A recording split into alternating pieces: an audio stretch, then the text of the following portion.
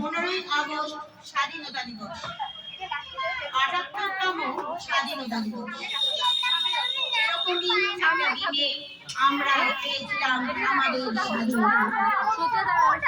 ১৭৫৭ সালে ২৩শে জুন পলাশীর প্রান্তরের আম্রকুঞ্জে সেই গঙ্গায় অস্তমিত হয়েছিল আমাদের স্বাধীনতার সূর্য।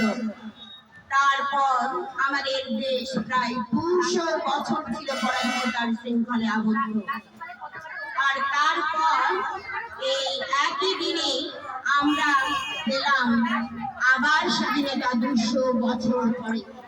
যে সূর্য অস্তমিত হয়েছিল পলাশীর প্রান্তরের গঙ্গায়, সেই সূর্য আবার নতুন সূর্য হয়ে দেখা দিল পূর্ব দিগন্তে ১৯৪৭ সালের 15ই আগস্ট। আজ আমরা স্বাধীন, কেউ আমাদের কোনো কিছু বলতে পারবে না। আমরা কি খাবো, কি পরবো, কি করবো বলার কেউ কিচ্ছু নেই। কোন এক কবি বলেছিলেন, স্বাধীনতাহীনতায় কে বাঁচিতে চায় রে, কে বাঁচিতে চায়, দাসত্ব শৃঙ্খল বল কে বলিবে বাইরে, কে বলিবে পায়। সুতরাং আমরা সবাই স্বাধীনতা চাই, প্রত্যেকে স্বাধীনতা চাই। আমাদের কবি শামসুর রহমান আবেগঘন হয়ে বলেছিলেন, স্বাধীনতা তুমি রোদেলা দুপুরে মধ্য পুকুরে ব্রাহ্ম মেয়ের অবাধ সাঁতার। কোথায় আছে স্বাধীনতা? আমার গানে, আমার বলাই, আমার চলাই, আমার কথা বলাই, পাখির ডাকে, কবির গানে। এই স্বাধীনতা পাওয়ার জন্য কত মা হারিয়েছেন তার সন্তানকে, কত সন্তান হারিয়েছে তার পিতাকে, কত স্ত্রী হারিয়েছে তার স্বামীকে। আর তারই সুমিষ্ট ফল আমাদের আজকের এই স্বাধীনতা।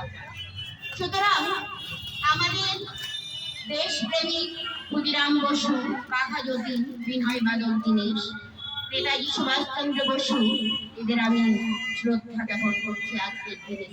কারণ তাদের আত্মবলিদানের ফসল আমাদের আজকের এই স্বাধীনতা, বহু সুমিষ্ট ফল, বহু প্রতীক্ষিত সুমিষ্ট ফল। আমরা আজ স্বাধীন। পরাধীন ভারতবর্ষের নাগরিক যেদিন ছিল আমাদের দেশের মানুষ অত্যাচারিত হইতে হয়েছে বিভিন্ন ভাবে। আজ আমরা স্বাধীন, আমরা যা খুশি করতে পারি। শেষ পর্যন্ত সবাইকে আমার, অর্থাৎ আমার শহীদ ভাইদের শ্রদ্ধা জ্ঞাপন করে আজকের মতো আমি আমার বক্তব্য শেষ করছি। জয় হিন্দ, জয় ভারত।